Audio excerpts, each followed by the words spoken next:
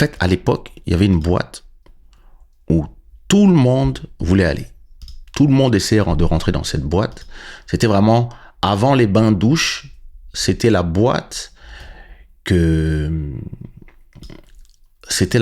les Guetta, donc David Guetta et sa femme, Cathy, ils étaient, je crois qu'ils étaient directeurs, je pense, de ce lieu. C'est un lieu mythique de la nuit parisienne qui s'appelait le Palace. Et moi, merci beaucoup, Morlaix. Donc, le Palace,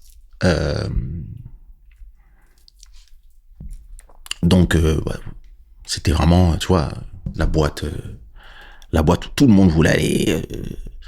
Et parfois, tu restais même devant pendant 2 heures parce que tu avais même peur de te faire recaler à l'entrée. Et il se trouve que j'avais un pote qui avait organisé un concert de rap au Palace. Donc moi, j'arrivais à rentrer facilement parce que j'avais chanté à ce concert de rap. Donc les gars de la sécurité me connaissaient. Et je connaissais aussi David Guetta, qui à l'époque était il était DJ, mais il était aussi le directeur du Palace. Je crois que c'était avant qu'il devienne directeur des bains-douches. Donc moi, je pense que je devais être en terminale. Ou j'avais commencé la fac, je suis même pas sûr. On est en quelle année, là? On doit être en 94? Non. Avant. Je me rappelle plus. Anyway, je sais pas s'ils ont commencé par les bains et après le Palace ou le Palace après les bains. Je me rappelle plus, c'est trop vieux. Anyway. Donc, un jour, je vais au Palace. Et donc, voilà, tranquille, je suis là, posé. Bon. Moi, j'aimais bien aller dans ces boîtes-là, mais j'étais pas forcément si actif que ça. Donc, je me posais quelque part en VIP et puis je regardais un peu la boîte. Et un jour,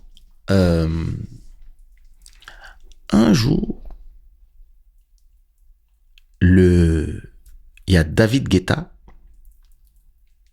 qui vient me voir et qui me dit alors ça te plaît, je suis franchement ça tue, bien joué, etc., etc. Donc c'était avant qu'il fasse de la musique, on parlait justement de musique parce qu'il me disait j'ai commencé à faire du son, etc., etc. Moi je faisais déjà des instrus de hip-hop pour des rappeurs de Paris, donc c'est comme ça qu'on parlait souvent son avec les gens. Et il me dit, je dis franchement la boîte elle est bien, les gens ils sont bien, j'aime bien, c'est cool et tout. Et il me dit bon, laisse-moi t'emmener dans le vrai club. Je dis quoi? Ce qu'il raconte lui. Et il me dit, suis-moi. Donc, on descend le Palace. Et au fond de la boîte sur la droite, il y avait un truc, une petite porte. Ça s'appelait le Kit Kat Club. Et c'était une boîte dans la boîte. T'imagines, c'est-à-dire, t'es dans la boîte, le Palace, c'était un grand théâtre à la base. Et donc, ça descendait un peu comme les théâtres, tu vois. Et sur le côté, comme les murs sont noirs dans ce genre de discothèque, donc quand tout est éteint, tu vois pas. Mais il y avait un gars de sécu qui était là, et donc j'arrive avec David, et puis il fait, lui il est avec moi. Les gars, ils ouvrent la porte. Et d'un seul coup, on rentre dans l'endroit. Et c'est là, il y avait les plus belles go. C'est là qu'il y avait tous les pains magiques. Les acteurs, les gens les gens le gratin parisien, il y avait les mannequins, il y avait les gens du journal télévisé, les gens de la télé. Enfin, tu vois, c'est là qu'il y avait... les gens, quoi. Et il me dit, voilà, c'est ici qu'ils sont les go. Et là, effectivement, je vois, mannequin, bombasse, je fais, Et donc, il dit, le gars de la sécurité, lui, quand il vient, il n'y a pas de problème, il est avec moi. Donc, le gars, il me dit, pas de problème, Je connais Keisha. Oh! Oh! Ça y est, je suis quelqu'un. Maintenant, je suis quelqu'un. Donc, je passe la journée, je sais pas moi, 30 minutes, 45 minutes là, et donc à un moment, lui, il doit continuer à gérer son club. Non, il part jouer, tout ça. Et donc, je suis là dans la boîte, et je suis là, je fais, ouais, tuerie. Et à un moment, je rentre chez moi, quoi. Et quelques jours plus tard, je reviens au palace. Donc, je reviens, tranquille, machin, nan. Et bon, je regarde un peu la foule et bon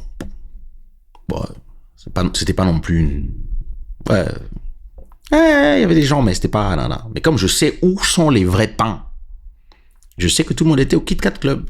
Donc directement après 30 minutes ici, je me dirige vers le Kit Kat Club en espérant que le gars de la sécurité va me reconnaître. Et donc le gars de la sécu, il me voit arriver, il fait t'es sûr? Et je fais ouais, je suis avec David, je suis l'ami de David, Keisha. Il fait oui, non, pas de problème. Et puis il me regarde un peu étonné, mais moi je comprends pas. Bon, il ouvre la porte. Donc je rentre dans le Kit Kat Club.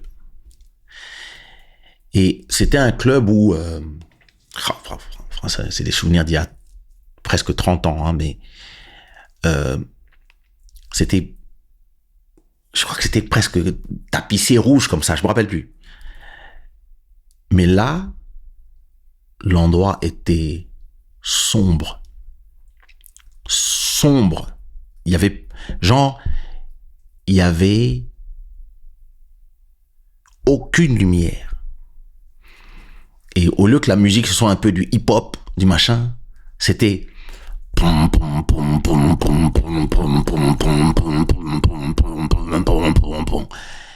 il faisait noir. Mais noir, c'est noir. Genre dans la pénombre. Et en fait, donc moi j'avance dans le noir en me disant mais pourquoi je ne vois rien? Pourquoi? Oh, que se passe? Et puis, à un moment, je mets ma main sur... je sais pas, c'était quoi? C'était le corps de quelqu'un. Et en fait, j'avais pas compris que... Est-ce que vous savez c'est quoi une backroom? Ceux qui savent c'est quoi les backrooms, prononcez-vous dans le chat.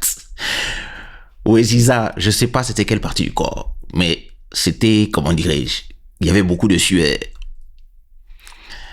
Donc, laissez-moi vous expliquer, laissez-moi demander à ChatGPT, c'est quoi une backroom?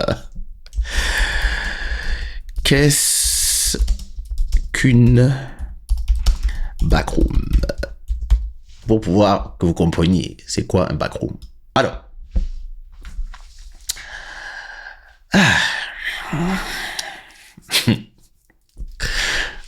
c'est un lieu sombre où rien n'est vu et tout est sorti. Écoutez-moi bien. Eh frère, dans la vie nocturne, dans certains bars et clubs LGBT, une backroom est un espace séparé, discret et sombre, désigné à des interactions sexuelles entre adultes consentants, généralement avec peu de lumière et une ambiance privée. Écoute-moi bien. Je suis rentré dans l'endroit et il y avait que des cums à poil en train de se ken les uns les autres. Et moi, j'étais au milieu. Enfin, j'étais à l'entrée. J'avais marché un peu en essayant de trouver mon chemin jusqu'au moment où j'ai trébuché sur la bite d'un gars. Et puis, j'étais là. J'ai commencé à faire « Oh my God! Où suis-je » Et puis, j'entendais simplement « Pom, pom, pom, pom, pom, pom, pom. » Et puis, j'essaie de sortir. Je ne sais plus où je suis. Je cherche la sortie. Et chaque fois, je touche mes mains, je touche des trucs bizarres. Du cuir, du cuir, des poils. Ah! Et puis j'entends. Et puis à un moment, je vois le signe au fond qui dit sorti. Ouais! Et puis j'arrive à l'entrée et je regarde le Renoir dans la sécurité. Il fait. Mais. Il fait. Ah, mais je croyais que tu étais. Je fais. Mais non! Il fait. Mais c'est pour ça que j'ai dit, mais oui, mais je ne comprends pas. Il fait. Mais moi non plus.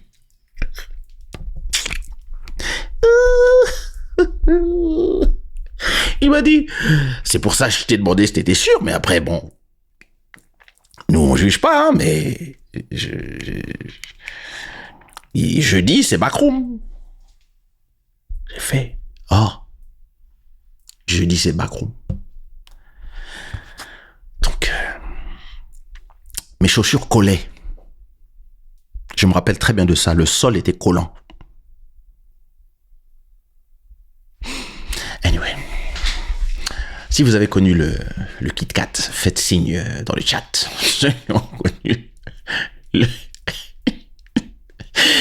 Je vois le visage du videur sur toi, je te jure, le videur c'est un Congolais. Il m'a regardé genre, oh, petit voilà. Franck Kodjo, j'ai bien connu cet endroit au Palace. C'était au Palace, hein? J'y ai bossé pour des soirées. J'imagine ta grande surprise. Ah, voilà. Ça s'appelait, Franck, ça s'appelait bien le Kit Kat. Quelle affaire avec la musique qui faisait